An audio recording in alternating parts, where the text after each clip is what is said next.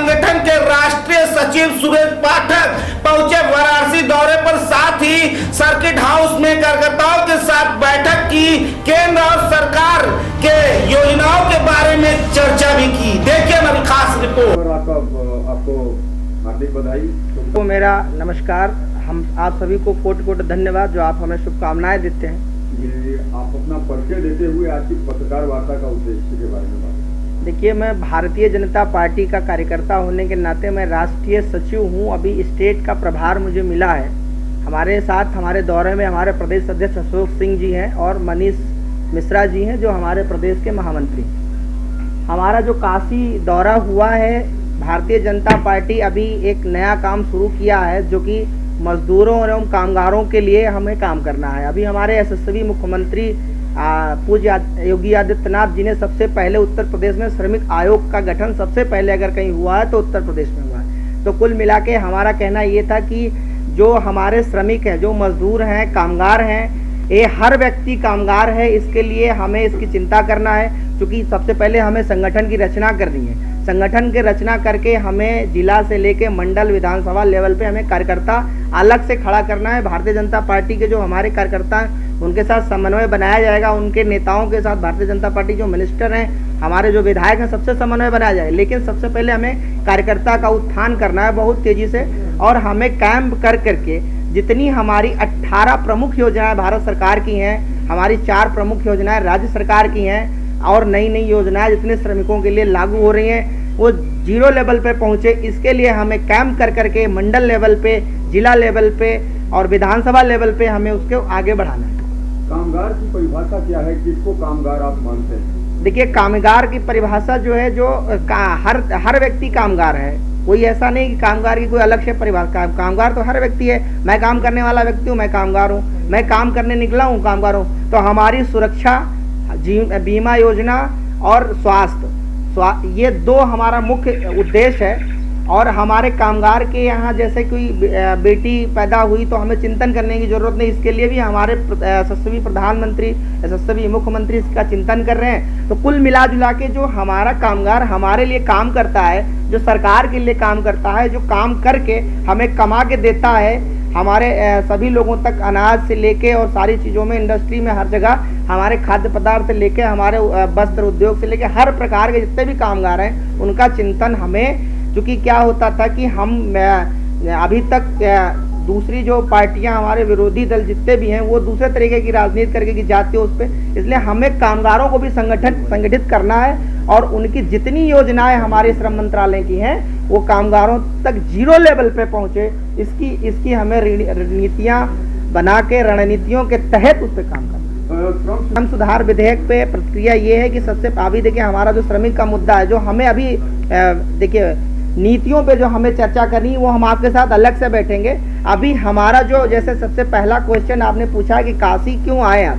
काशी में केवल इसलिए आया हूँ कि जो काशी प्रांत के हमारे जो आसपास के जो हम प्रांत वाइज हमारी भारतीय जनता पार्टी के दृष्टि से देखा जाता है, तो जो काशी प्रांत के 13-14 जिले हैं, उन जिलों में हमारा 0 लेवल पे संगठन, जिले से मंडल और विधानसभा लेवल पे हो। उसके लिए फिर हम उसकी नीतियों पे चर्चा बाद में करेंगे। सबसे पहले हम जितनी योजना है उसका लाभ दे सकें आपको। ये श्रम सुधार विधेयक है क्या? कैसे समझाएंगे? हमने आपको बताया ना कि हम इस पे चर्चा अलग से कर लेंगे। जो हमारा अभी जो विषय है उस विषय पे हम चर्चा कर रहे हैं। काम करेंगे। हाँ, अभी हमें कामगारों और मजदूरों, आपके लिए भी काम करना है। जैसे पत्रकारों के लिए अभी समझाएंगे नहीं उसको आप? कामगारों को समझाएंगे आप अपने हिसाब से? हाँ, बिल्कुल समझाएंगे। उसके लिए हम अलग से ये जानना चाहते हैं क्या है क्या? मैं बता रहा हूँ उसका विषय क्या है। देखिए, जैसे कि जो भी विधेयक नया पास होता है उसके लिए हमने क्या कहा कि 0 लेवल पे पहले हम संगठन बनाएंगे।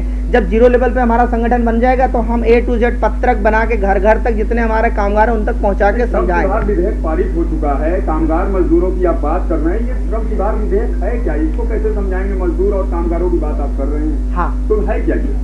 देखिए, हमने बताया ना कि श्रम सुधारक विधेयक ये है कि जैसे श्रमिकों की योजनाओं पे जितने चीजों पे है उसी पे तो हम जुड़ना चाहते हैं ना। सर, तमाम योजनाएं पहले से चली रही हैं। देखिए, हम 0 लेवल पे नहीं पहुंच पा रहे थे भाई साहब, इसके लिए हम काम कर रहे हैं। तो पुराने श्रम कानून पर कितना असर पड़ेगा ये?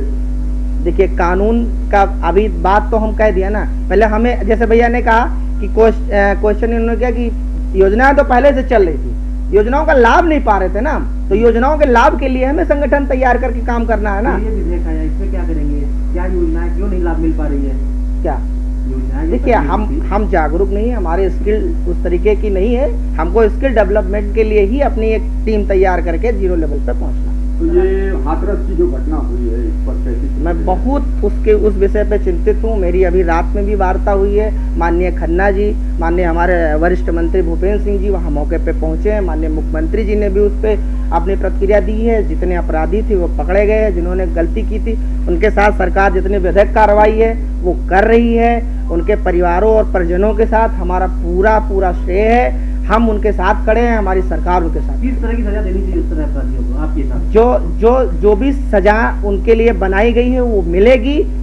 उत्तर प्रदेश में किसी भी ऐसे व्यक्ति को जो गलत करेगा उसके साथ जो जैसी भी सजा सरकार तय करेगी होगा, वो पकड़े गए। पाठक जी, शुरू से योगी सरकार कड़ा से कड़ा नियम लगा रही है, ऐसे लोगों को, दोषियों को सजा भी दिलाई जा रही है, लेकिन हौसला पस्त नहीं हो रहा है, फिर भी घटनाएं हो रही हैं। क्या हौसला कैसे पस्त होगा? देखिए, ये कानून का विषय है। हमारा जो विषय श्रमिक था, हमारा केवल अभी एक विषय पे हम चर्चा आपसे केवल करने आए, केवल संगठन पे।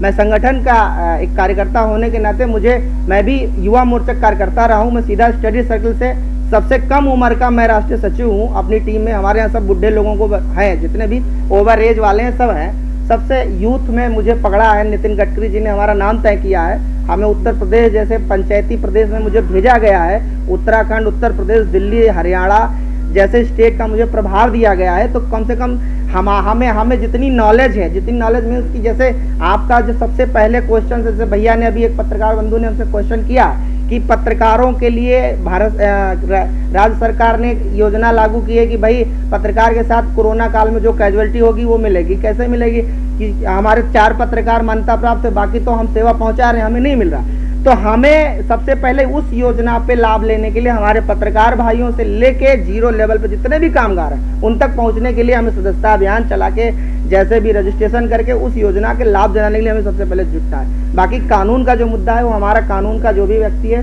वो जवाब देगा। हमारा विषय केवल मजदूर कामगार को लाभ दिलाना है, उनको जीरो लेवल पे पहुँचना है। नहीं, मजदूरों के नाम पे ही पत्रकारों के लिए आप बात कर रहे हैं, अभी उनका व्यक्तिगत विषय है, उनका व्यक्तिगत, हमारे डिप्टी सीएम ने जो भी कहा होगा उनका व्यक्तिगत विषय है। हो सकता है उन्होंने जो बोला हो। हमारा जो विषय है मैं रख रहा हूँ आपके साथ। हमारा विषय है केवल कामगार को जोड़ना, हर कामगार तक हमारी योजनाओं का लाभ पहुंचाना, चाहे कैंप के माध्यम से, चाहे सदस्यता अभियान के माध्यम से।